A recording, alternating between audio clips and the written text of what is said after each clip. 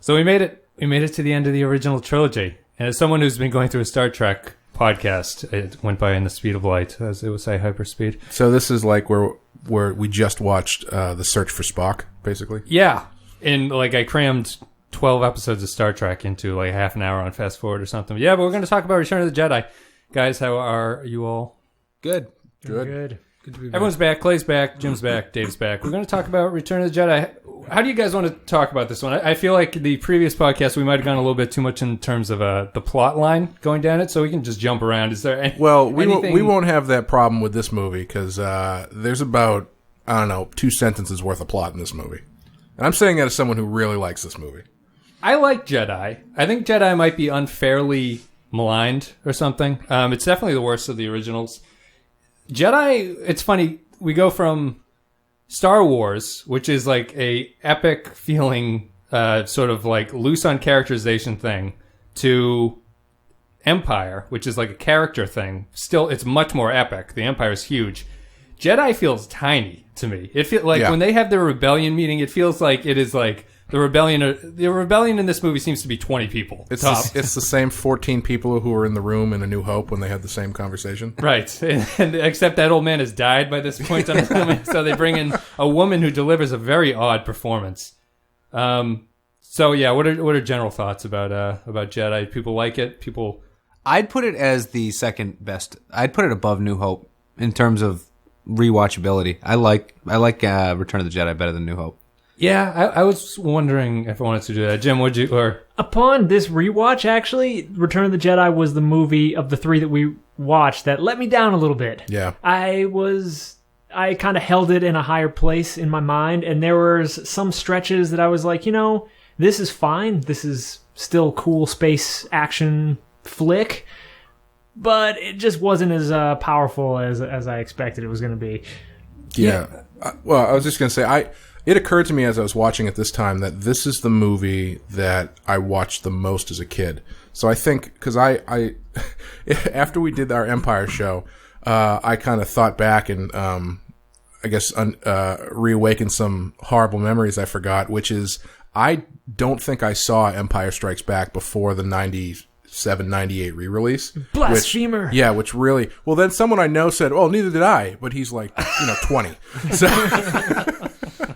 But watching this again, I realized this is the one that I watched the most because I had Jedi and New Hope taped off the TV. And New Hope is kind of dry for a kid. Dave, when we watched it with your son, he was definitely too young, I think, because he got bored real fast. Really fast.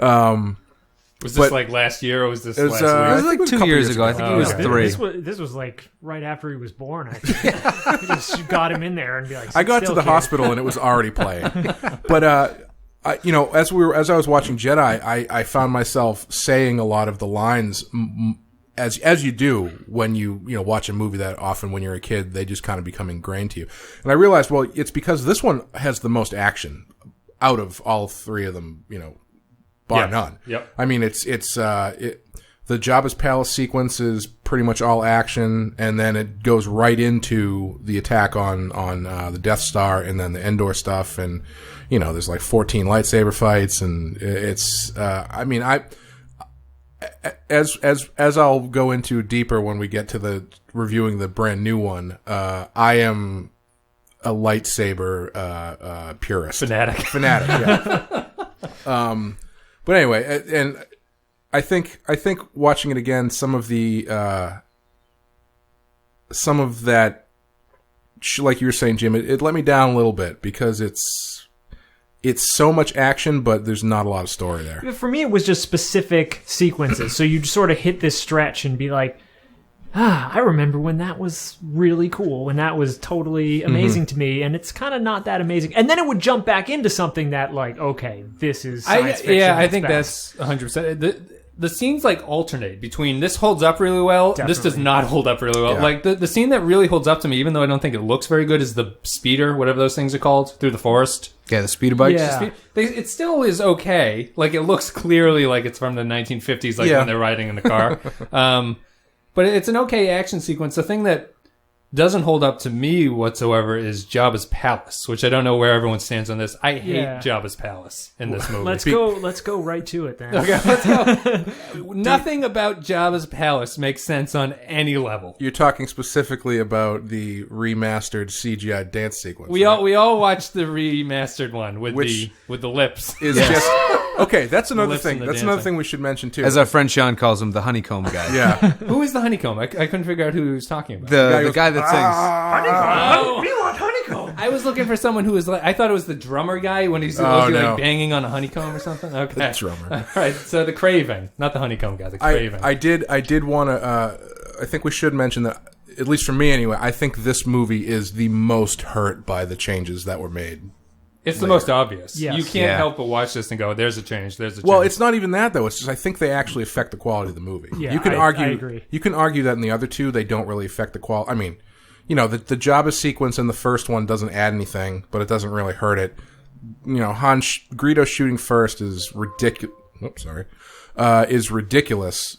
But I don't know. It doesn't really hurt it that much. But adding a 5 adding a 5-minute. The song, by the way, is called Jedi Rock. Yeah. You could tell that even if John Williams is the person that wrote that, even he was phoning it in for that stuff, because the original song has a cool Star Wars name, Lopty Neck, and then for this one he's just like, I don't know, Jedi Rocks or something.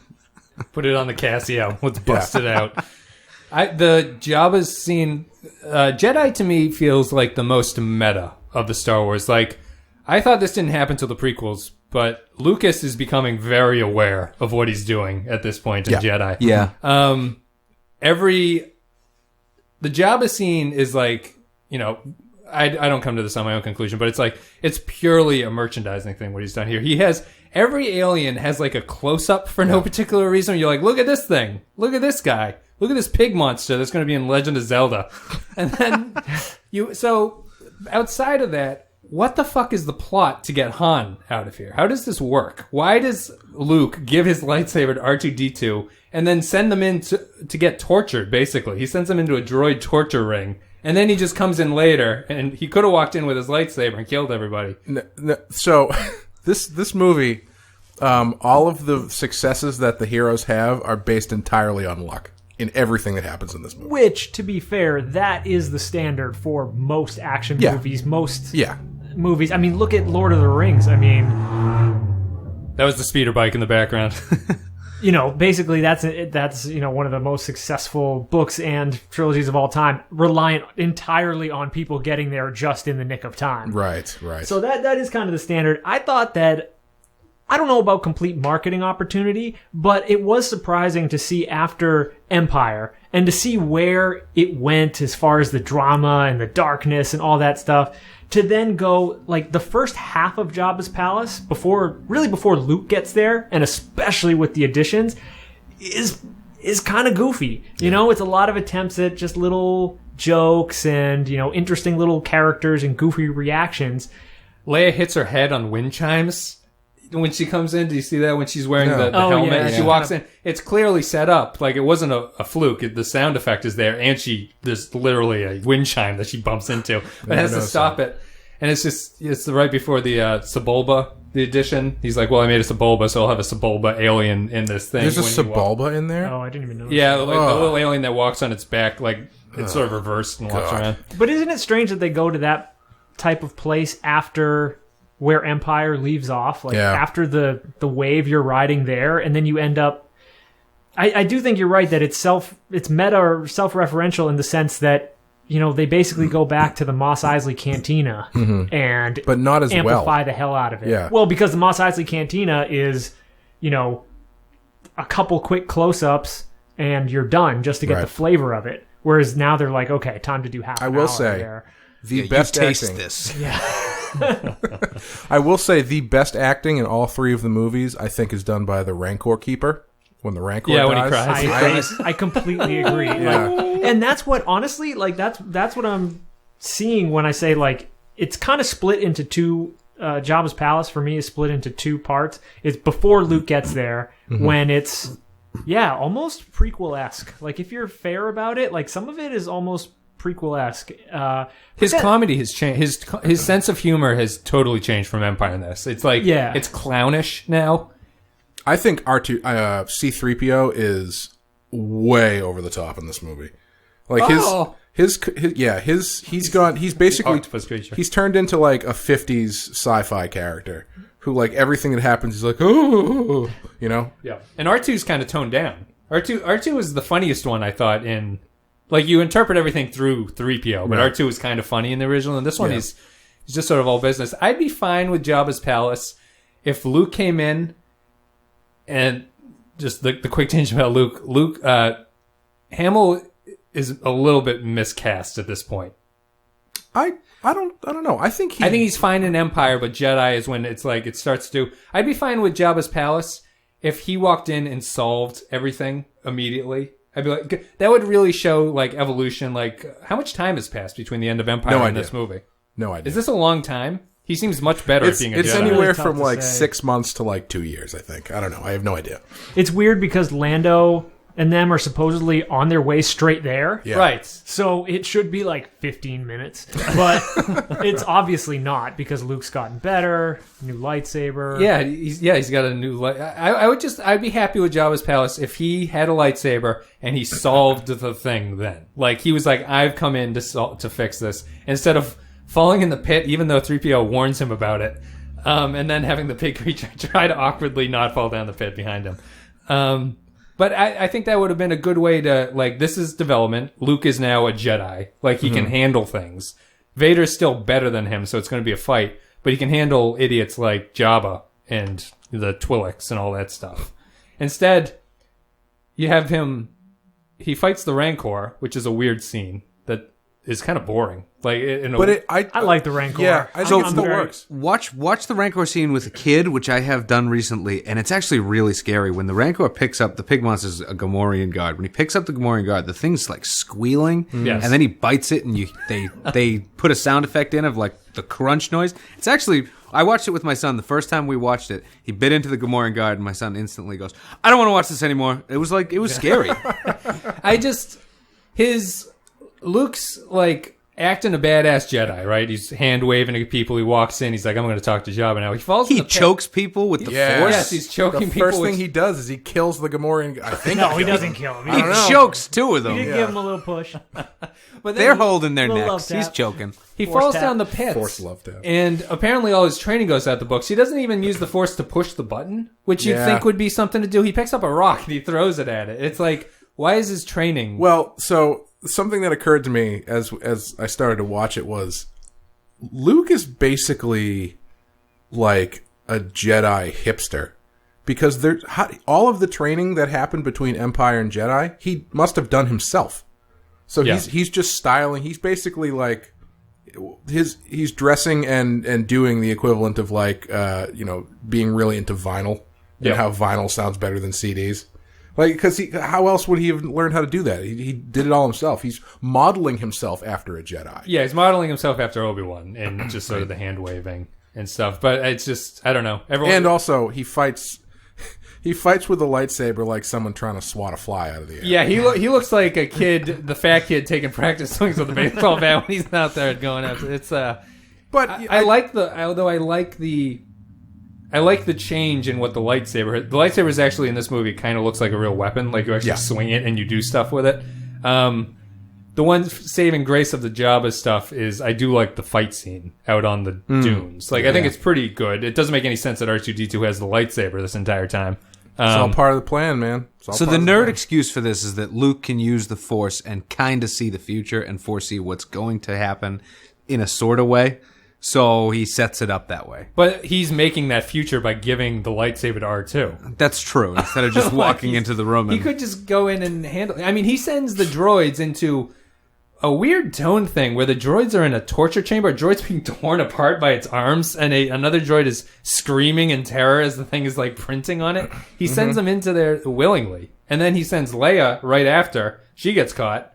She gets turned into a sex slave, and then Luke's like, well, fuck it, now I'll just go in. No one is he watching on like a screen on the car, like on the ship outside, just be like, oh Jesus, I gotta go in now. Yeah, I would be more convinced if the stuff that happened, well, I don't know, it's tough because obviously you have to have some sort of I think you can see it as layers of plans. I mean, I agree that there is a certain degree of like, yes, my plan was to do, a flip off the diving board and come back and kill everyone. Yeah. That doesn't make a ton of sense, but you could see it as layers of plans. Like you throw the droids in there. Leia might have been able to just get out with Han. Who knows? Mm-hmm. Maybe, he can use a mind trick on Jabba. Yeah, I'm sure some of it, if we really wanted to get into the planning stage of this thing, I'm sure some of it was probably, all right, if Leia and Lando can't get Han out, then Luke will come in and et cetera, et cetera. I don't know. I think the funnier aspect of the planning thing is when, if Luke's coming up with this and he gets to the point where he's like, okay, and if all that doesn't work, then I'm going to kill everyone. Which like, he does. That might not be necessary. What about escape? And he's like, no. I'm going to kill them all. Yeah. Or what about... All right, Luke. He skirts with the dark side quite frequently. Or what about the part of the plan that involves just literally delivering Chewbacca to Jabba the Hutt? There's no point in the plan where they're going to be like, all right, and then we have to free Chewie from the basement. Yeah, that is true. At that point, there's too many prisoners to get out easily. Unless Lando wasn't on screen, so Lando might have been off helping. I don't know, whatever. Yeah, Lando spends the entire Jabba's palace flashing his face at everyone, just kind of like, hey, it's me, Lando. I'm Lando. Leia, it's me, Lando. Look I'm wearing this thing. I feel everyone in between the movies hit their head because everyone is slightly stupider in this one. Boba Fett falls on his face, and then he just falls into the pit. Han, he gets hit from behind. Yeah, because Han is blind. No, Boba Fett goes out like a total punk in this movie. He does, yeah. And he makes such a cool entrance, too, with his little jet thing. So, another thing I was thinking, there's no reason he should be there. If he's a bounty hunter, he has no loyalty to Jabba the Hutt. What they should have done is as soon as shit started going down, he should have just been like, peace, and then just jetted off. Yeah. So I think that's the plan with Boba Fett that they kind of put into Return of the Jedi is that he's not... I take it that he's not necessarily... a freelance bounty hunter, that he's actually part of Boba Fett's entourage. Okay. Yeah. That he lives in the palace. Of Jabba's entourage. That he's part of Jabba's entourage, right? He's got a retainer. He's an expensive He's lawyer. between jobs now. I feel... I mentioned in one of the earlier podcasts, Yoda might undergo a bad character assassination. Yep. What happens to Han Solo in this movie? He's a totally different character. I feel like, I don't know if it's the way he's written or if it's Harrison Ford playing him, but he seems like he's just phoning it in. I mean, he has been frozen in carbonite for somewhere between 6 months and, 8 years. Yeah. I think that his Harrison Ford's performance when he wakes up from the carbonite on to when they massacre everybody in Jabba's entourage, I think it's really, really good. I do think really it's like excellent. that. Yeah. I think he's he's funny too. Yeah. Just a softer version of Han Solo. But you're right. Like by the end, he does, through the rest of the movie, he's just a out and out good guy. Like he loses some of the complexity in the second half. He's kind of clownish the entire time. Like when he can't see Chewie's hugging him, and that kind of works with their relationship that you've seen. But then it's like just the Boba Fett, like where's Boba Fett? He's blind, spinning around, and he clownishly kills Boba Fett. And I like that. I like the a little higher. It's all right. I can see a lot better. And then by the end, he has that weird thing where he's just like, well, fine, you and Luke can be together, which doesn't seem at all like Han Solo. That's. So I noticed after we did the last podcast and there was that conversation we had about Leia that... Oh, yeah, I was going to ask you to bring that up. Yeah, I was not ready for Clay's slander of Princess Leia after... That caught you off guard. Yeah, that totally caught me off guard, so I had to think about it. But I realized after that it's not Leia that's the bad character in Empire Strikes Back. I think it's Han Solo. Han Solo has zero agency to him after he turns in New Hope. From then on... his entire character's focus is that he's in love with Princess Leia, and that's what motivates every single thing he does, even through Return of the Jedi. Yeah, yes, he seems much more like pussy whipped by this. Like he's really he's in love, man. He's no longer roguish. He is just like he's listening to a lot of Chicago. He got blown by a guy in Chicago. Anyone watch that Curb Your Enthusiasm movie? Yeah, it's just, I don't know. Anyone got another topic? Do you want to keep talking about? The one thing I did want to say about the Jabba's palace sequence is So, as I said earlier, my main issue with this movie is how little plot there actually is. And the Jabba's palace sequence is almost an hour long.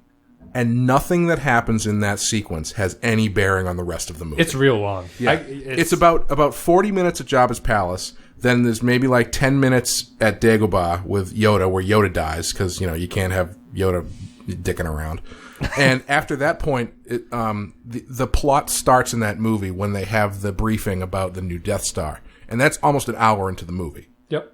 And, I don't know. It's just, compared to Empire and New Hope, where so much happens.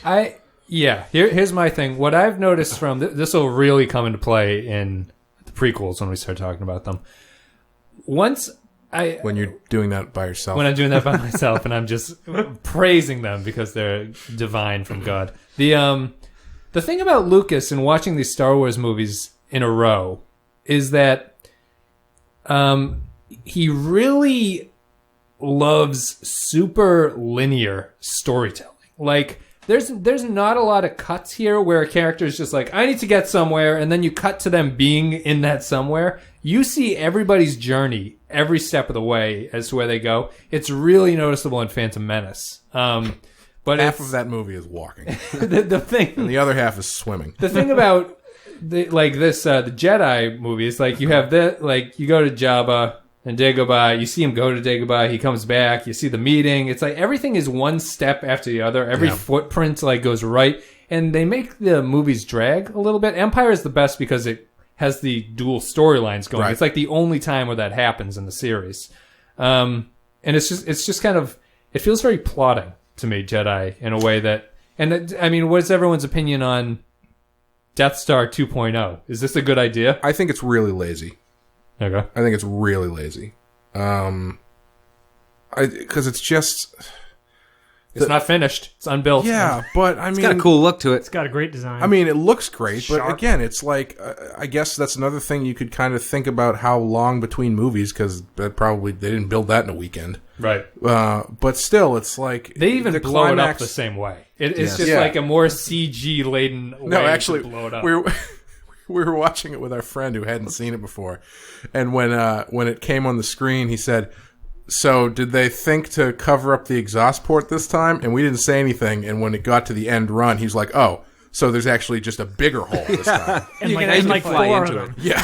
You don't need the force to shoot your proton torpedoes. Yeah. No, it's totally... I don't have a problem with the way it's executed. I think it's a great attack, and the way that they kind of juxtapose it with what's going on the Death Star is really good.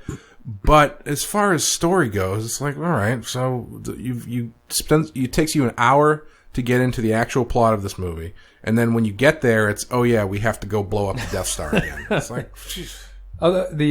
just a quick point. I didn't realize I saw a YouTube video. The second Death Star is many, many, many, many times bigger than the first Death Star. Is it really? Yeah, I never noticed. You never get that impression from. They must say its size or something, but it's supposed to be much bigger. There's still only 6 TIE fighters in it, though. And how big is Endor, the moon, if the what was previously called a moon is tiny and orbits it? Endor must be the biggest goddamn moon in the galaxy at this point, right? Maybe. Endor's a moon, isn't Endor it? is a moon. Right. The Centuary moon. What is it a moon of? An even bigger planet. Is it the moon of Endor? Because they say the Sanctuary moon, and then they say the forest moon of Endor. Oh, yeah. I thought they were describing Endor. So wait a minute. They could be. Wait, hold on I guess a second. it could go either hold way. on one second. Has everybody been wrong for the past 30 years? Is the forest planet not actually Endor? No, they say forest moon of Endor. So I think, we're getting into that tricky use of, right? Is this a possessive of, or is this the other of? Because I think it's like...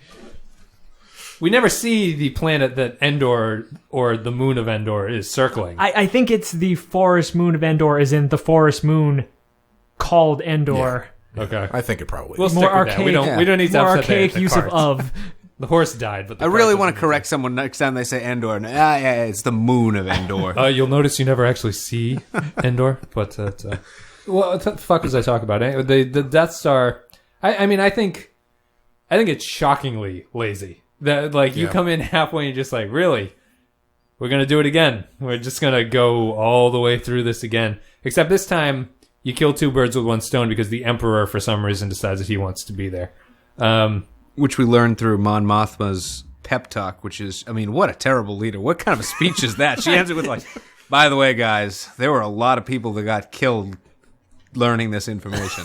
Many Bothans. FYI. Have you heard of the Bothans? Well, they're all dead now. All of them. Well, where do we want to go? I wanted to say on what Clay was saying, because I think this is important going into the prequels of, you feel like this movie doesn't have as much plot, or the plot is really simplified. And for me, what it is it's a transition between, like, the first two have this type of plot that I feel really does move along. Like, everything builds on what came before. It's usually has a character component and some MacGuffin component. When you get the plans, the hero needs to get off the planet, needs to do this, and that. Each step is moving towards that. But in Jedi, we start moving towards these more enclosed sequences that don't reach into the one before and after. It's kind of just like an idea by itself. Minus Luke's journey later in the movie with the Emperor.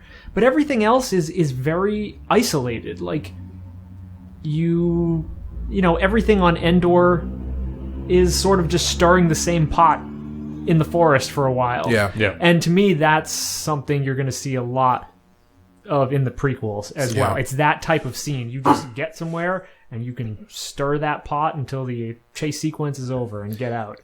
And to wrap up the Jabba's Palace stuff, I think if you're watching the movie for the first time, the big takeaway from Jabba's Palace is that Luke's a serious guy now. Like, he doesn't smile anymore. He takes himself very, very seriously. Yeah.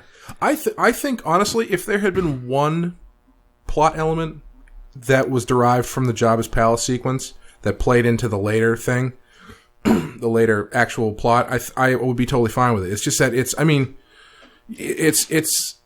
so much different than the first 15 minutes of Empire Strikes Back, which arguably has the same level of disconnect from the plot, but you get so much character information in Empire, like you said. I feel like Jabba's Palace doesn't even feel very Star Warsy. It reminds me of like Fraggle Rock. Like, there's like what's that fucking thing's name? Sacrilegious Crumb or whatever. That guy's a dickhead. Yeah. The only enjoyment I got out of him is when he tears out 3PO's eye just for whatever reason. But it's like, rewatching it, I actually loved Salacious Crumb. He laughs too loud at everything that happens. Yeah. Like, I love him. He's great, but I wish somebody like force pushed him into a wall. Yeah, he just gets away at the end. He just runs off. I feel like, no, everybody dies. I feel like it's gone from. Did you not see that explosion at the end? Everyone, no one gets away, Wes. R2 jumps out the thing and he's all right. And one of my favorite sequences right there. But no, I feel like they don't feel like Star Wars creatures at this point. They feel like Muppets more than anything. Like they've gone from Star Wars creature to Muppet. Like there's a difference in how they react and how they look and how they feel. And it reverts back once they get out of Jabba's palace after that half hour that we spend there with him. But I was still very impressed by Jabba, him or itself, as a puppet. Yeah. I mean, looking back on that, I mean, it is just amazing. Like, you can see his arm moving and his chin and chest and eyes all at the same time. Oh, yeah. He looks very great. lifelike. I mean, it's really Jabba and Yoda.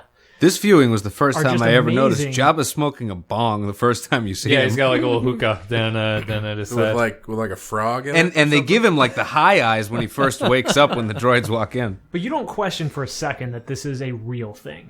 Right. It's one thing when it's a humanoid walking around and you go, okay, that's kind of a person. But this is like a giant slug that you just feel its presence. You don't even question that this is a real creature, which is pretty amazing. And the original series, this is the first time you see Jabba, right? He does not make an appearance at all. Well, minus the added scenes. Right, but in the replacement of the original, short Scotch man. original theatrical, this Right, is the yes. first time you see him. Yeah. Okay.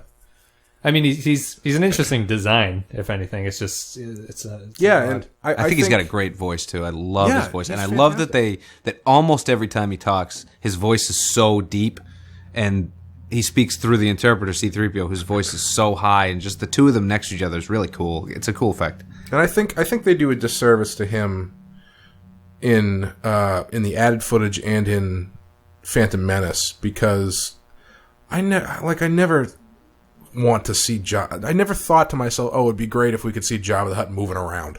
You know, He's like the young, way. athletic. Yeah, that's actually how I've heard George Lucas. Had his whole justify it. Justify it. Did you ever see the Jabba football deleted scene? Trying out. It's Jabba and Boba Fett just tossing a football in the alley, wearing tuxedos. But yeah, his design is so, slug-like and so large and so disgusting and so, gluttonous that you just don't. I mean, even that thing he sits on moves more than he does. Yeah. And it doesn't feel like, oh, well, we just couldn't get the puppet to move. It feels like, well, he's just this greed monster. Yeah, that just Yeah, is a you're sloth. totally right. He's a slug, and this is his lair. Right. He moves behind the curtain at some And point. He I'm somehow making- gets behind that curtain. Making the Hutts a species, it's like making Yoda a species. It's like, no, he can just be Jabba the Hutt, and that just be his name. Right. One more thing on that, just because it has to be called out. A tiny, tiny change that they made is, I don't know when this crept in. It might have been in the re-release. I have no idea. But when the dancer tries to choke Jabba, the way it used to be is that he hits the button or whatever, she falls in, and you don't see her actually fall down there. You just see that giant slab start sliding forward, and you hear blood-curdling screams. Yeah. And it is so much better than that little extra footage they added, and it kind of sets a much more serious tone for Luke to arrive and things to get a little bit more serious.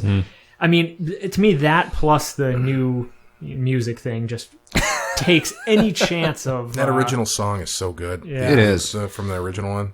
But I had to call Let's out just that sing one. it for the next 5 minutes. The drummer guy. Oh, that drummer. Lips. Jesus. What the fuck is that thing's name? I don't know. Noodles? Snoodle. Cy Snoodles? Cy Snoodles, Snoodle. yeah. Cy Snoodles. Oh my god. Everyone go, if you're on YouTube, which you have to be, go check out Cy Snoodles. It's really something. But I guess let's talk about the Forest Moon of Endor, for whatever that means. Well, if we're gonna go in order, do you want to do the Dagobah stuff? Talk about whatever you want. Yeah. Yeah, because after they leave, Luke goes back to Dagobah to complete his training with Yoda, who promptly dies. Yeah, real bad time. I actually rewatching it. That scene bored the hell out of me. Really? Yeah, I felt man. the opposite. I actually really liked it. I thought it was moving. Yoda is very convincing. And my favorite thing I noticed about it now was they don't let Mark Hamill say a damn thing. It's just like, honestly, let Yoda talk. I started to pull out the stopwatch for Yoda's last sentence. He drags it out for like 3 minutes. He's like, Luke. My favorite Yoda moment, which I think is underplayed, is actually in Empire when he gets super creepy. He's like, "You will be."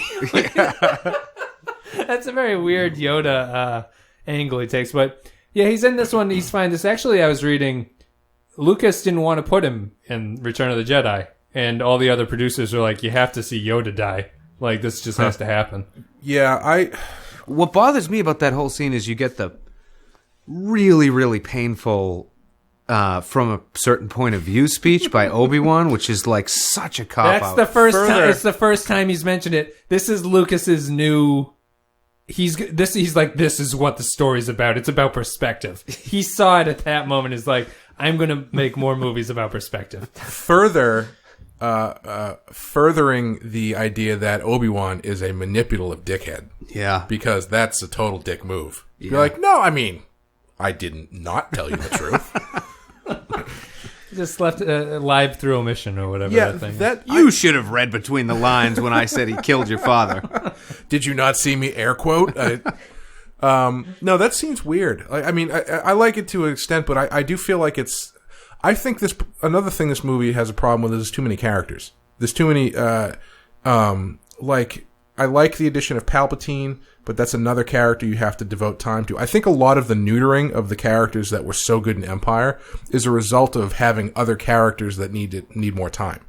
I don't know how Lando made the cut. Like, I don't need Lando in this movie. Yeah, Lando could have been like, "Hey guys, helped you save Han. Now I'm gonna go peace out," and that would be the end of it. Although Lando's co-pilot in the Millennium Falcon is my favorite. Star Wars deformed character. Mario or whatever. He's Mario with like a cleft lip, or sorry, something for everyone with cleft lips. But it's or cleft palate. Yeah, I didn't need I would think that Han should serve that role. Leia can be on the planet, and Han does the leading the fights in the galaxy. Yeah, I don't know. Is that because we've separated the characters so much at this point that we kind of need them to be with you each have other? so many strands that and unless you want each of them by themselves leading a bunch of extras around. I was actually thinking when I watched this, I was thinking about how the press loves talking to the actors and everything about what was it like working with them. They really don't work with each other that much. They don't share that many scenes with each other, and it's they probably they're obviously hanging out at the shooting, but it's they aren't.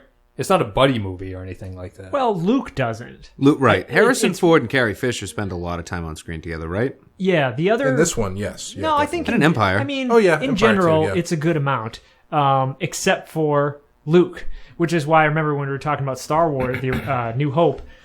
I noticed this little part where they're in the trash compactor. Yeah, that's kind of their only hang time. Yeah, and that continues through this, minus being captured by Ewoks. Yes. Yeah. Yes. But I wanted to bring up, you're talking about the different characters. In rewatching it, the thing that struck me the most was I absolutely loved the Emperor in this. And I like the Emperor, too. It became, to me, a big... Because I had forgotten what he was like pre-prequel, almost. They really take him for a ride in the new movies. They milk that guy.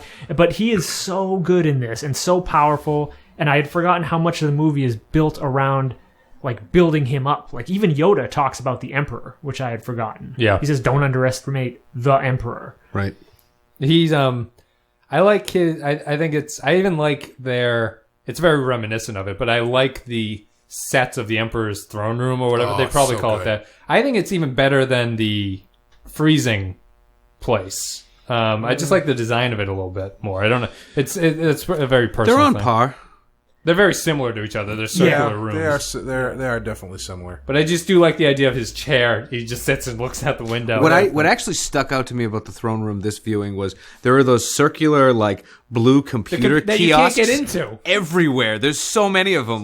When is that room filled with guys just typing away? How do you get in? You have to crawl under the computer to get into. I think he's got a staff of 200 coders or something. That's when you have the temps in. They have to sit there, make copies. Well, he's got that sweet throne that has it looks like it has a really good reading light above it, and it's probably really hard to get into. He must have scoliosis. He's got terrible posture. He's just very lean. Also, back, spinning another reason why Palpatine is so good, or another piece of evidence to show how good he is, that dude was 39.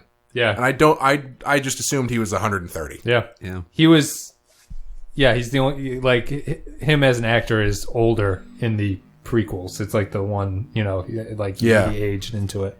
And if you're imagining seeing this for the first time, you don't even see his face in any meaningful way until Luke gets there. Yeah. There is a little bit you see him with Vader, but it's very pulled back, and he's very ominous, dark figure. You have no idea what he's up to or what he's going to do. Well, it ties into the Han got completely neutered. Vader, in company with the Emperor, is completely neutered as well. He's I don't want to talk about Vader just yet. I'll continue to talk about the Emperor, but it's I like the Emperor basically all the way up until his plan doesn't really make a lot of sense to me. It kind of fits now that we've all accepted that this is the way that the Jedi Order works. His plan to send out more his team of crack troops who then get pelted to death by rocks. That's right. Or just and you lightly mock somebody until they attack you. What is he supposed to kill Vader? That. I actually kind of like that. I like that because the language he uses is almost like someone the dominant person in an abusive relationship, because he starts talking to Luke as though Luke has already succumbed to him. So he starts saying you are already mine, or you don't need to do that because you're the language he uses is very condescending to Luke, and it's a really, I always liked it as a way of chipping away at his willpower. Your father was a real bitch too. I got his balls in my robe over here. Yeah, I mean What's the Emperor's end game here for Luke to kill Vader? Is that ever said in this movie? Yeah. Vader says it at some point. No, the Emperor says it to Luke, doesn't he? He says, strike him down and take his place at my side. Yes. I think the Emperor gives both options. He even invites him to kill himself, the Emperor, for Luke to kill the Emperor. Right. Strike me down. Right. Well, I don't think he ever expected that to happen, though. I'm not saying he does, but he's the idea is someone needs to get struck down. I assumed it Someone's was. gonna die. I assumed it was Luke kills Vader. Luke turns to the dark side. Palpatine wins. Vader kills Luke. Luke's dead. Vader's still there. Palpatine wins. So I figured. I always assumed it was a no lose scenario for him. He didn't count on getting tossed I agree. down I think that a shaft. No. No. No. No. Well, let's before we get into the ending, because I do like the ending to Jedi. I think it might be pretty good. I do want to let's talk about. I like the Ewoks. Am I like alone? the Ewoks too. The Ewoks get slandered so unfairly. I think they do too. I have one problem with the Ewoks, but I want to hear what other people think. Here's my big thing about the Ewoks. So they say that the original script had Wookiees instead of Ewoks, which are bigger and scarier and can rip a man in two. If you replace the Ewoks with something like that, like a big scary monster, Return of the Jedi is a totally different movie. It starts in Jabba's palace. You've got Leia in the skimpy outfit. You've got the Rancor monster, and then you get onto Endor, and there are these giant monsters ripping apart stormtroopers. It would be they'd get a soft R rating. Sounds good to me. so you're pro Wookiee. I'm pro Ewok, man. Yeah, I was reading about that too, and I don't know what this says about Lucas, but they're just like, no, we shouldn't do the Wookiee thing. He's like, well, Wookiees are big. Let's just make small Wookiees. And that was like the way that went about. Brilliant. Here's $5 million. Turned out these teddy bear things. Sure, George. My one problem. Just sign the check. My one problem with the Ewoks and Lucas's argument against this is he says that the Ewoks do not win the battle. They merely cause a distraction, which I think is bullshit because the Ewoks win the fight in this. I could see that being made that way where the Ewoks do something that is just a distraction and it causes things to happen. My main problem with the Ewoks is the Ewoks replace the rebellion, and I don't understand why there are no rebellion people on the planet fighting with them. There's very few. It's there's just Han Solo's ship of people. Yeah, and it's... I always have wondered, actually, it really stuck out to me this time, that whole sequence where they're about to be eaten by the Ewoks or whatever. What is the other group of rebels doing? Are they just like chilling by the rendezvous point? Like he's just like looking at their watches, being like, he said it was to meet here at like 10 minutes ago. We've been here for 4 hours. They've been polishing. They've been working on their droidicas. It's a good question. Clay, what did you think about the Ewoks? I like the idea. I don't have a problem with the idea.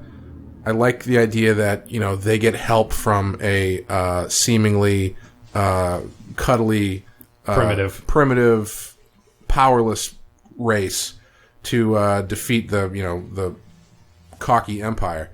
But yeah, again, I agree with what you said. I think the problem is they're too good at it, but they're also not good enough. Like we were joking when we were watching it the other night. We were joking about how it would be a lot better if we found out that the Ewoks actually just ate all of the stormtroopers afterwards. At that point, you'd be like, oh, so okay, they're not just killing these guys; they're fucking eating them. They're doing something. I was thinking if I could add one scene, I would add a little motivation to my opening scene for Jedi would be the Ewoks running from like a burning down Ewok village as the Empire is setting up their base. Okay. And it gives them kind of a like, this is a reason why they want to fight, because they've been like, pushed off of their land by... Other than this gold man is a god? Right, other than the gold man is a god and he can fly around. Although... they're very doubtful of a god until he manages to fly. Right. Like, they think 3PO's a god, but 3PO's like, you got to let them go. And he's like, we're not going to do that. We're going to eat them instead. Well, who was it the other night that said if they think 3PO was a god, what do you think they thought of that giant space station that showed up in the sky out of nowhere? They were... Yeah, it's sad. I would have given the Ewoks some reason to fight back against the Empire instead of they just like these people. But I don't have a problem with the Ewoks. I don't think they ruin anything, and I guess they're They're adorable as all hell. So it's like- Especially the baby one. Yeah, the baby one's so cute. The one thing that I do, I have you guys heard the criticism of the climax of Jedi that the only reason the rebellion wins is because Han Solo steps on a twig? Yes. That I think I created that criticism in the 7th grade myself. It's possible. That was me It's very first. possible. But yeah, I kind of I kind of agree with that a little bit, because if they hadn't met the Ewoks, then the Emperor would have, he knew that they were coming, so they would have gotten taken out by the. I mean, if it's what you're saying, Wes, that the original intention was that the Ewoks just provide distraction, all right, but clearly they win the They did a war. lot of work. Right. Yeah, they do everything. They learn to fly. They can paraglide. They smash a lot of. They created a lot of armaments too in a very short window that I didn't really understand. They really armed themselves to the teeth. But they have they're nice. They have spears and they throw rocks and they take down the finest. All those booby traps were there from when the Predator showed up beforehand. Imagine if they had just deleted the line, "These are my finest troops," because that's the thing Yeah, everyone goes back to. They're like, yeah. "Really, these are his finest troops." If he just hadn't said that, it'd be like, "I sent my shittiest squad because we got this shit locked Send up." whoever's left. No one knows we're here. These are the old people and the 14-year-olds. This is the Endor crew, guys. There's a reason they're on the forest moon. I think that's fine. Is there anything else that happened? I mean, the speeder bikes. I like the speeder bikes. Oh, so let's talk about that scene where Luke tells Leia that he's her brother. painful. And this was, Yeah. you brought this up earlier, that Mark Hamill is no longer, Mark Hamill doesn't do a great job. I think Mark Hamill does a fine job in the Emperor's Throne Room. And I think he does a decent job in Jabba's Palace. But the scene in the Ewok village when he's talking to Leia, this time around watching it, his dialogue is delivered exactly like Derek Zoolander. It's like, it's really, really hard to watch. It's so... That scene's bad. I just think, when I was saying earlier that Hamill's miscast, he was fine through Empire, but now he's supposed to be a little bit hardened, and he can't do it. It's like, I don't believe that this guy's good enough at this point to really pull it off. And he was fine through the first two. It's just he's kind of falling apart here. The Lucas, the staging of the... Well, let's not forget he didn't direct this movie. No, he didn't. But I was reading some that he served as a uncredited second director because there was so much to do. I don't know if that's true, but he was. I have heard that. Yeah. So I mean, he's obviously his fingerprints are all over everything. Right. I'm starting to notice his love of, like, I almost think he'd be better as like a theater. He sets things up very theatrically. Like when Luke just walks off stage left and then Han comes in stage right. Yeah. And it's like, wow, this is very Where's not Luke cinematic, going? but yeah, it's very But blasé. yeah, that whole plot point. I mean, I guess I don't have that big of a problem with the idea, but it's just. I'd have more questions. Yeah. If someone was like, "I'm your sibling," Yeah, I'd be like, and "Wow, she- when and- did we get separated? How did this happen?" But she knew. She always knew. Yeah, I feel like you get a lot of this in the prequels, and I feel like this is the beginning of getting around a lot of writing problems by just saying the Force. Because he's like, "You're my sister," and she's like, "I know. I think I've always known." And then Thank God we didn't bang. Yeah. Or how about at the end? That was the other thing. How these characters who are introduced to these family elements that they've previously had no knowledge of, take to them immediately. Like by the beginning of Return of the Jedi, he's basically calling Darth Vader Dad. yeah, Like he's just like, "Oh, my father's going to be there." He's like, "What? Who? What?" it's a big step. And then at the end, when Han comes out and he's like, so you're going to run off with Luke? He's like, "No, silly, he's my brother." Duh. You fucking moron! Where have you been? It's just, I don't know. And it's Solo's just- reaction is great because he's Yes. like there. Oh, I know what that means. It's But on. it also is a little bit of a reaction of the audience because he's like, "What?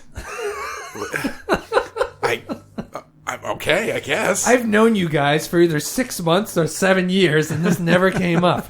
Yeah. Either way, so let's talk about the throne room final scene. I like the ending of Jedi. I think, for all its faults, I think this wraps up the original prequels or the original trilogy very well. I think that the movie as a whole is better as a finale for what came before it than it is as a movie. It's not a particularly great movie, but it wraps everything up pretty nicely. And I like the final scene. I think this... Now I'm just going through and saying all the lightsaber fights are better than the other. I like this lightsaber fight. It's great. I think it's good. Yeah. It's the first time he's going to embrace this more. I guess the effects are getting better. The physicality of the fighting is actually apparent, even though I always laugh when the lightsabers hit railings and don't cut through them for whatever reason. Those are indestructible. They just graze the railings. It's just graze. And I think they use cheap railings in the Emperor's throne room, dude? Yeah, well, it's made out of the red guys' helmets or whatever. Yeah. And I think that this is the best space battle out of all the movies. It feels. I still like the New Hope one. I think that's it's your the favorite, best. yeah. But so we brought this up with Empire Strikes Back, that the scale is so much bigger and that it's actually a war that's happening on the ground, but you never really see it in space. This time you see you see a real big battle. Yeah, I think that's when I really look at Jedi and I say, oh, there's not really much plot there, and the Death Star thing is lazy. I believe that, but the fact that they this time juxtapose it against the stuff in the throne room, I think makes it work really well. Yes. Does it have to be a Death Star? Probably not. But that juxtaposition, I think, is effective. Yeah. Yeah. I like he doesn't do it a lot, and it's noticeable when he does it. Like, other movies always are going to have scenes playing off against each other. He doesn't do that a lot, and it's very effective here. In Phantom Menace, he's like, well, fuck it, double it. He does 4 different scenes that are going on at the end as opposed to it. Because bigger is always better. I think the Emperor gets a lot of credit for making it, even though it is the same plot point with the Death Star, making it cool. Yeah. Because now, not only do you get to see a giant space battle, but it has this element of manipulation constantly going on. You know, and there's actual story and surprises within the space battle. Like, they came in, it's a trap. Yep. And then they have to later go straight into the Star Destroyers. They have to, it's a lot more complex because of the Emperor's manipulation. You know what's great about the Emperor, which gets lost on a lot of modern movies that try to do this stuff?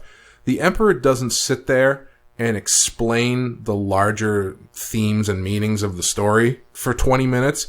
He is actually involved in a personal struggle with Luke. He's not the architect from The Matrix who's like, well, if you've got half an hour, I'd like to explain to you the history of this Grab program. a snack. Yeah. They're not getting that shield down for a while. Let's talk because about this. 200 years ago, thousands of years ago. That's actually a really good point. It's as much as you are seeing the final clash between the Rebellion and the Empire, the Emperor doesn't give a shit about any of that. He doesn't talk about things in galactic terms, which we will have plenty to talk about later. They never say Sith in the originals, right? The Sith is never brought up. Nope. So they never say Dark Lord of the Sith? So I believe, because I was reading about this for the other movie, I think Vader is somewhere credited as Lord of the Sith, maybe in the opening title or at the end. Yes, that is right. It's in one of the crawls. But that's the only time that it's Sith. Which brings me to, I don't know if we want to hit this now, but the whole there can be only 2. Yeah, we'll talk about that later. Yeah, let's say that they mentioned that in Phantom Menace. Well, just because it does play in heavily to the end of this one. Mm-hmm. Yes. Can we hit on Vader now? That's Are we ready to talk about Vader? Because Vader in all 3 movies is like a different character. We already talked about the difference between Vader in New Hope and Empire Strikes Back, but Empire Strikes Back to Return of the Jedi, Vader's gotten a lot softer. He's a lot. Yeah, he's a pussy. He's a pensive guy now. Yeah, he is. Well, it's funny because I agree, but I feel like he's more like I feel like he's more like Vader from the first movie because his superior is there, and I think, and what I think it is I think a lot of it is because, like I said before, there's so many characters. So the way that Han Solo gets neutered a little bit because there's so many other things going on, Darth Vader gets neutered a little bit too because you have to spend time with Palpatine, who is a bigger threat than he is. But he's also got, the family stuff. I've never really understood exactly where he falls on the family thing.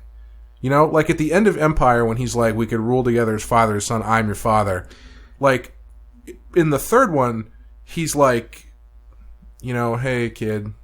So he does get a lot I had softer. thought about that, and I thought that, because it seems like in Empire Strikes Back, he offers Luke, like, a chance to rule the galaxy as father and son, meaning like without the Emperor, meaning like some sort of coup or putsch. And in Return of the Jedi, it's almost like he can't let it happen. That's the way I take it. Yeah. Is that maybe he wants to do that, but when Luke takes a swing at the Emperor, he throws his lightsaber up, and the Emperor knows that's coming. It's really tough to talk about just because we know everything how they've justified what the Sith do, like what their sort of logic and what they're doing is. Let's pretend that we don't. That's the problem. Like, Because pretend watching this scene that you don't know the rules of 2, you don't know all the Sith stuff. It's kind of hazy what's going on. You know what I mean? Like the like Vader offering to rule Luke, the Emperor seems okay with dying, which is a strange thing. Like, that doesn't make a lot of sense. Well, like I said, I don't think the rules of 2 thing apply to it at all. I just think in Empire, he says we could rule together as father and son, like you said, Dave, implying that they would take the Emperor out, not because there can be only 2. Right, but like Jim was saying, the Emperor seems content with dying in this. I never took it that way. No. I don't think the Emperor is content with dying. He's not going to let that happen. It's more that was one possible way to get Luke to is like, and we can go to that too, is like the way the dark side apparently works, which is cool, is that there's this critical threshold that you just have to take your emotions and whatnot over that threshold, and then you're stuck. You're almost a prisoner of it. So I think the Emperor doesn't want to die, but he wants something to happen that's going to take Luke over that threshold. Yeah, I think I wouldn't say he's content. I think the thing is, the way that he's approaching the situation is, the one thing he doesn't count on is Vader turning on him to save Luke. Yep. And that's every other way that plays out, Palpatine wins or the dark side wins in some form. Even if Luke kills Palpatine, Luke goes to the dark side. And then, it's Vader and Luke, but then the dark side still wins. But he doesn't count on Vader turning back. Right. Yeah, I agree. I agree with that. It's really tough to. I can't separate them at this point of what their logic is from what they. Is it fair to say that Luke's the only one in the movies who thinks that Darth Vader can be turned? Because Obi-Wan calls him dead, Anakin Skywalker dead, and Yoda has some line, I forget the quote, but he says basically once you start down the path of the dark side, there's no turning back. So, yeah. Yeah, I think so. I think definitely. And that's why, I actually think I love Vader in this movie, and I think this is his most complex movie, because in the others, as we talked about, he has one thing in the first movie, another thing in the second movie, but in this one, he is different scene to scene. And yeah, he appears a little bit neutered and helpless in front of the Emperor, but like, that's even a cool contrast with the first scene when he gets off the shuttle, and he's clearly still the biggest guy in town, because the Emperor hasn't got there yet. And then when he's alone with that guy, he's one character, not one character, but one version of the character. And then when he's alone with Luke, he's another complex blend of all the things that we've seen before. And I think in each scene, Vader is a little bit different, which is, to me, that's what makes a complex character. Yeah, I just always found it interesting, because in Empire, he's all about, you don't know the power of the dark side. I can teach you the power of the dark side. But in Jedi, he's just so, it's too late for me, man.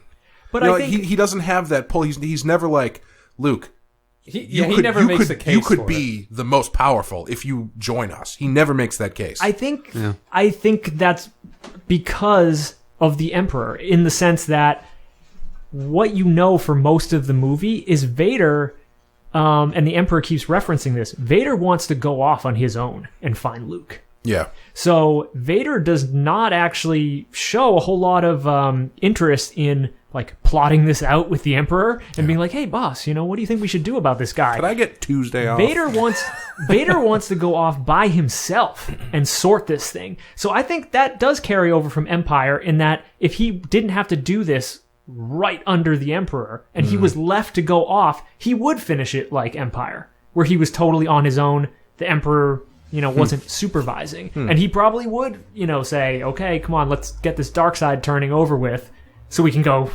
rule the galaxy, etc., etc. Yeah, yeah, he never really expresses that he has the option to not turn Luke over, and I think that kind of goes with what you're saying. Is like, yeah, he is under Palpatine's thumb, where, I mean, I guess technically you could make some argument that, you know, he could have, once that scene where they meet for the first time, he could have been like, all right, you're coming with me, we're getting out of here. But he is so much under Palpatine's thumb that he could never do that. Yeah, I mean, there's a line where he's like, I forget the exact line, but the Emperor, one of them basically implies, like, you want to go keep looking for Luke, don't you? Yeah. And that only gets interrupted by the Emperor being like, nah, he'll come to you. I've got it. Yeah. You know, I'm watching this thing. Yeah. He's foreseen it all. Yeah, his powers also kind of go in and out depending on the situation. Like, he can't sense Luke is there for some reason. He has that line, he's like, strange, I have not seen this, or whatever. But then he seems to know everything else that's going on. The Emperor, you mean? The Emperor, the Emperor. So his, do you feel he's the appropriate level of powerful in this? Emperor or Vader? Emperor, sorry. Yeah. Yeah. Okay. He's, I mean, most of his power seems to be coming from I've foreseen everything. Right. Yeah, he's kind of, I mean, he's basically like dark side Yoda to an extent. Because Yes. Yoda has the same basic power set, except for the lightning. Yep. I think the balance of power in the end is great and amazing. And, you know, I love the ending to this movie. The one thing that is a little hazy to me is, okay, so Vader's down. Vader's down! Luke realizes what he's done.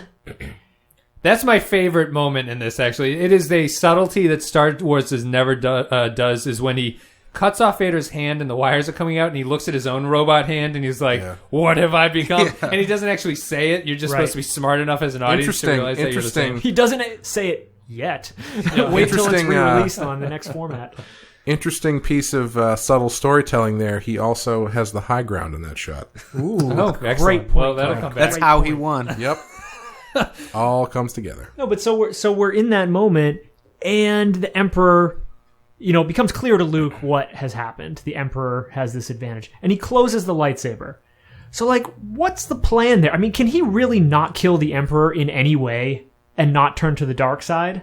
I mean, he killed everybody else in this movie. There's like a huge body count going on. I don't know. It's an interesting thing. Like, there's no way that he can kill the Emperor. I guess without turning. Yeah. Well, I guess because Vader and by extension the Emperor is such a. I mean, if you're going down the path of the dark side, it's all anger and hate based killing the Palpatine. You know. Correct. If he had the only way he can kill Palpatine and not turn to the dark side is if he just sits down and waits for the Death Star to blow up. Well, I think his only plan in that situation is what happened. So his only plan is, I mean, if he's not going to kill it's not like the Emperor's going to be like, fine, you're not turning to the dark side, go fight in the space battle outside then, and let him go. The only plan is to let the Emperor try to kill him so that Darth Vader will finally intervene. I never really thought about it. Everyone's in kind of a weird Mexican standoff where there's one thing that they don't want to happen, and everyone's is this going to happen? To kind of go off what you're saying, Dave, I think his plan is either Vader turns or I die. Right. That's his plan. Right. And and Palpatine tries to sway him, and he gets very close. But then at the end, I mean, even at that point where he cuts off Vader's hand, he realizes that you could kind of think that at that point he realizes that Vader's not going to turn back, and that's why because the only way that he can come out of there with a quote unquote win is by not turning to the dark side, and the only way he can do that is to stop fighting. Because if Vader's not going to turn, if he goes to try and kill Palpatine, he's going to lose. So he has to stop. Yeah. Right. No, that's interesting. I just think it's like we're seeing, it's a way more complex situation than it appears because, I mean, okay, so you can't strike him down in anger, totally down with that. But it's all pretty, as far as just, killings go, as far as people who, you should probably get rid of, the Emperor's up there. Yeah, the dark side has a very weird morality to what it considers to be the enough killing where you're like, that's the kill you need right there. That's a good one. You can massacre thousands. An entire sail barge, an entire space station. Stormtroopers, Just pilots. hacking away, swinging wildly. Well, with as his long lightsaber. as you have a point-by-point breakdown of why you killed them. Like, can Yeah. he strike him down in kindness or politeness and mild be done with annoyance. it? Like if he's talking too much, you'd be like, I'm annoyed. Like if he says, Vader, you need to mortally wound him so I can then kill him, like mercifully kill him. or accidentally. Well, I mean, in the prequels, he would kill him. He would like bump R2D2, who then farts on him and he falls. I mean, there is like another ending to this movie where Luke decides not to kill the Emperor. He kills Vader, and the Emperor just hails him for the rest of his life, mildly mocking him, like the way he's doing, just like, I did that too. It's a strange thing, and well, I mean, and then Vader screams no and throws him into the pit. The worst edition of all the movies. Really worse than nice, the lip alien. Yeah, I say so. Yes. It's a It nice, is the it's a worst. nice flip side to that moment of incredibly subtle storytelling we were just talking about, where instead of just putting the camera on Vader like it is in the original and watching through his fucking mask him make the decision to kill the Palpatine, you have him go, no, no, Yeah, and then throw him down. John Williams tells you every single emotion you need to feel when Vader picks up the Emperor and throws him down the shaft. You don't need no. Which is so funny too because they use that in the third one, Revenge of the Sith. Oh, Third prequel. He says the same no kind of Well, thing. that's where as it Darth came That's where it Vader. came Right, from, right. And what I don't understand, so some of the other adjustments to make things consistent, I can at least understand how some anal crazy person would want that. But this, it's not like, well, you know how in stories, when characters are under stress, they say the same monosyllabic sound every time. Like, it doesn't make any sense to add. I just picture the editing thing. You know, Lucas is with like the editors. He's like stroking his beard. He's like, "Do you think it's clear what happens at the end?" No, I was actually just thinking. The guy's like, "Yeah." He's like, "I don't know." I just don't get it. thought Just of something. scream no into the microphone. What you were saying, Jim, when you said it comes from Revenge of the Sith, it made me think of something that is completely asinine, but I wouldn't put it past at this point. Is the reason that he puts the no in Return of the Jedi so it mirrors the point where he becomes Darth Vader to the point where he is no longer Darth Vader? Yeah. Because if so, that's fucking stupid. So you're He's basically become the anti whatever he is. No, and then flips around. Yeah. you're basically saying that he wants to turn it into the amnesia episode of every television show. Gets kicked by a mule, eyes go cross-eyed, falls down a well, they go back. I don't know. Star Wars. Star Wars. Does anyone have anything else? We should wrap this up. Yeah. Let's talk about fucking the Christensen in the room. Sure. Amy had never seen this. Did not question it when... Has she seen the prequels? No. What? She has not seen the prequels, Right. And she didn't think twice when fucking Hayden All Christensen I'm shows saying up. is that if you're not familiar with it, the CG is at least good enough to the point where you're like, I think that's the right person in there. Yeah, but then who's that guy? It's not Billy Joel, that's for sure. what do you mean? Who's asking who? Why that is person- Hayden Christensen Like, if you there? haven't Who's that seen ghost that shows up? Like, Well, you she haven't said, seen the is that prequels. she goes, is that Darth Vader? And I said, Hey guys, I heard there was a party. but love Ewok parties. it's that's my only point. I think it's a terrible change. It makes no sense. It makes sense, but it's like it's a stupid thing to do. But it's if you're unfamiliar with it, and she's my only perspective through someone not knowing exactly what's going on at every moment. She didn't catch it. That's all I'm saying. My big issue with it is that like Luke should see that ghost and go, who the fuck is that? Yeah, absolutely. It doesn't make any sense. And then the others are just how they were when He they screams. died. No, a ghost. Yeah, the other two are the way they are when they die. Until if we're lucky, we didn't get a version where Ewan McGregor shows up as the ghost of Obi-Wan. They'll release that in 2 years. That's surprising that. Yeah, I mean, it's Sean. Our friend Sean was very displeased with the planet celebrations. Does that upset? I'm not terrible about Another that. song that was ruined. I loved the song at the end of Return of the Jedi, the Ewok celebration song. I really Loved it. like the original song too, but I don't mind the new one that much. I didn't realize it changed. I'm not super. There's not a familiar lot with to it. No.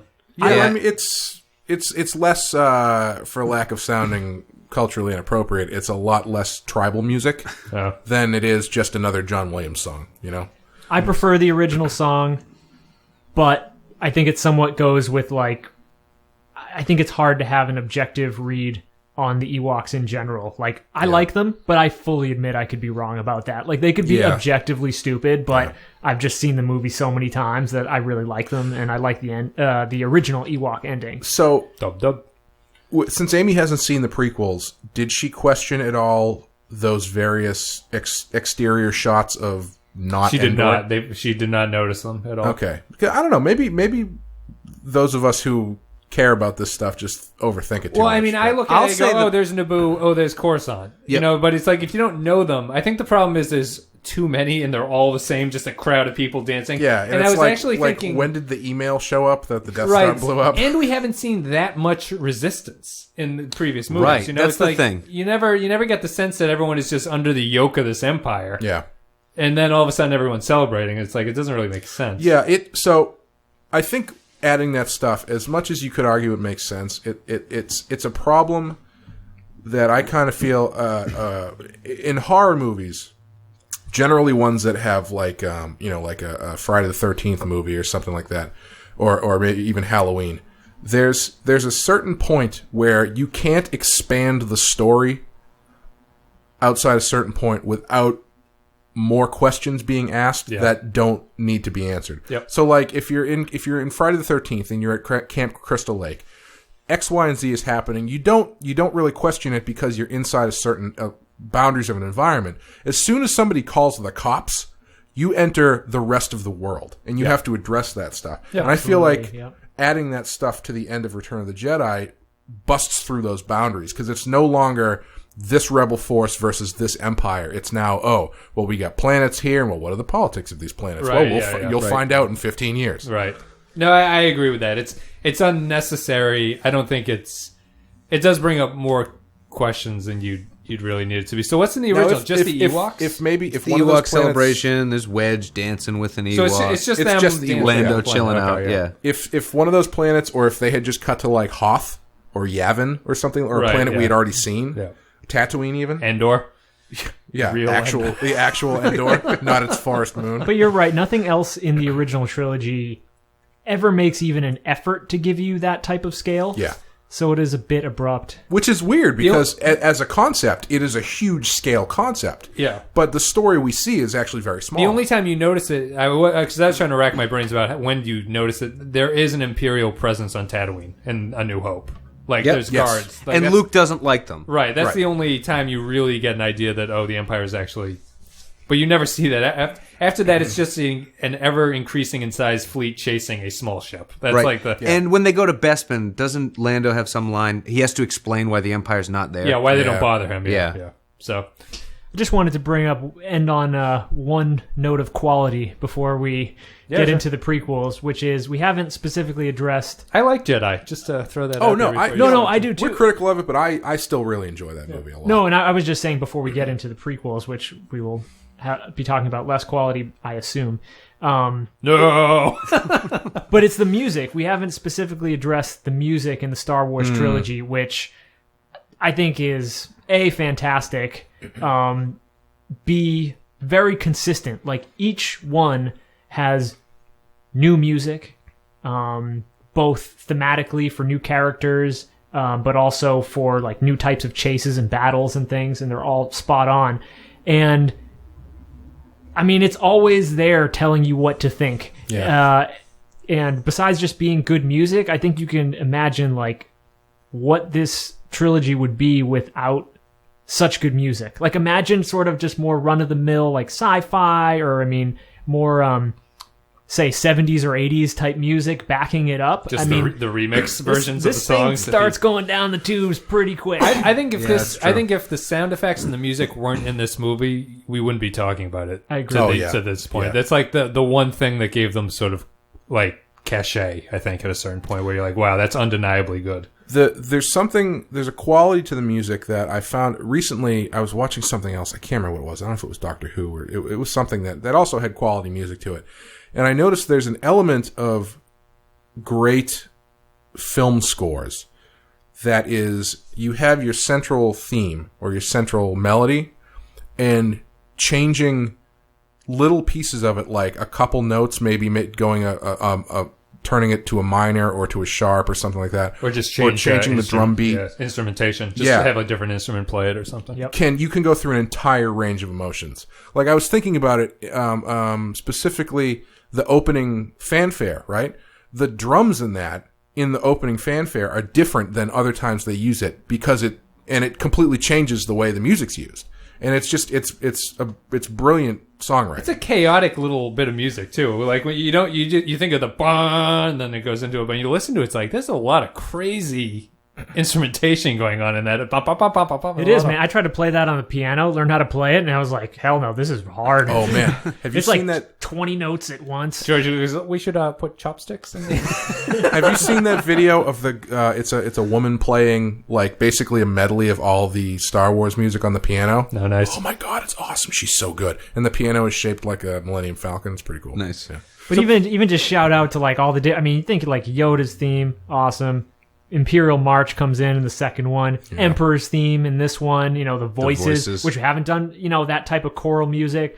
I mean, it's just so on point and like working your emotions to where they need to be. That, you know, it pretty much supports this entire trilogy. Yeah, it does. Oh, yeah. Everything hangs on it. Especially Jedi rocks. Let's. I wanted to wrap up with just a. So we've all. I don't know. Do people rewatch these? Like, frequently? I barely rewatch them. Okay. I do. This experience has been interesting because it's the first time I've sat down and watched them in a long time. Yeah. But I'll throw them on when I'm working, all the time. I don't frequently rewatch them. So has anything changed? I got kids now, so whenever I'm bored, I'm like, let's watch Empire Strikes Back. Has anything? So what's your general take on the prequel? I keep calling it fucking prequels. The original trilogy. Like, has anything changed any changes as you gotten older or anything? Like I said before, I had forgotten that Return of the Jedi. I had forgotten that some scenes in the movies are scary for kids. Like the Emperor's actually, when the Emperor's zapping Luke, that shit's scary, man. Yeah, he's real angry. That scared the hell out of me. I saw that when I was like in the first grade, and I was terrified. It's scary. Also, best line delivery of "You will die" probably in any movie. Oh yeah, because he's not like "You will die." He's like, it's a known fact. You will die. You'll die. You'll be dead. I was really surprised. I talked about this last episode, how the core of the characters, that as you know them, comes almost entirely from The Empire Strikes Back.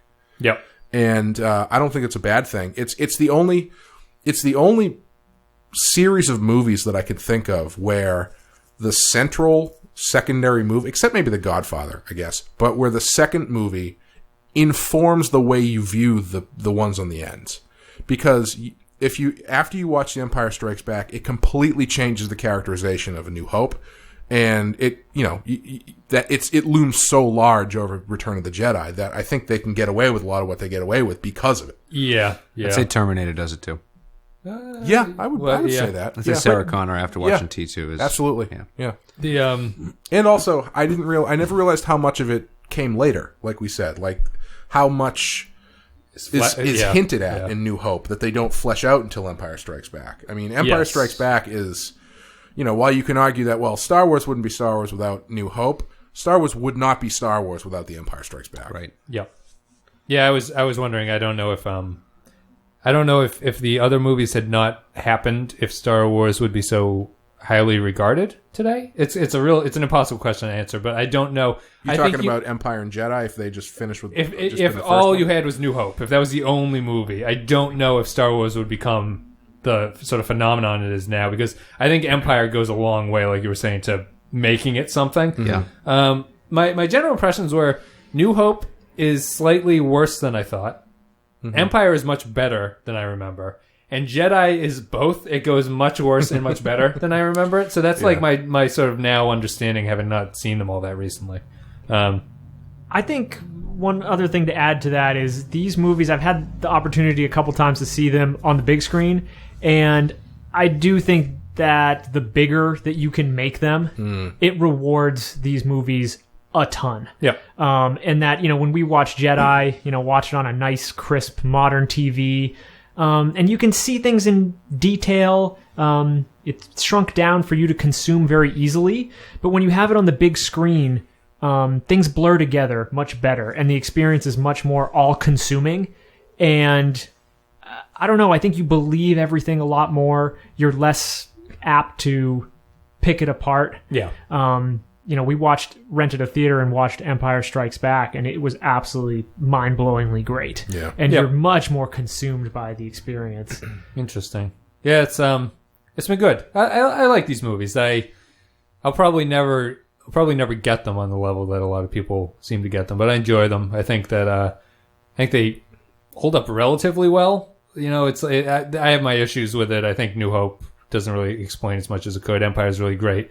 Jedi is a better ending than it is a movie. If it's, and you can understand why everyone was saying when they're younger they watch Jedi the most. It's definitely the most kid friendly of the movies. Yeah. It's got a lot going for it. Which honestly, I know people say that's as a negative, but I can't really give it negative marks for that, because if that's what gets you into it to the point where you're going to watch the other two, then it's fine. Yeah, go for it. And those third movies, now it goes huge, now it goes to the whole universe. Those movies are really hard to do. Yeah. They usually suck. They are. I do wish the scope of the Empire had been a little bit bigger in Jedi. I just wish that it wasn't a Death Star. The rebellion made it to Coruscant or wherever the Emperor holds up when he's not flying around to the Death Star. And the scope is small. I mean, it's big in space, but when at the end of the movie, when Han Solo tricks them and they're like, "Send out 3 squads," and 8 guys come. I was hiding behind the Got door. you now, asshole. Let us in. Yeah, it's over. Anyway, thank you guys for listening. I hope you enjoyed the podcast. We're going to pick up the prequels, the original prequels. We're going to pick up the prequels after this. If you enjoyed the content, you're on YouTube. A like and the comments. Appreciate it. Let us know where we went wrong. We'll see you next time with, what is it? The Phantom Menace. See ya.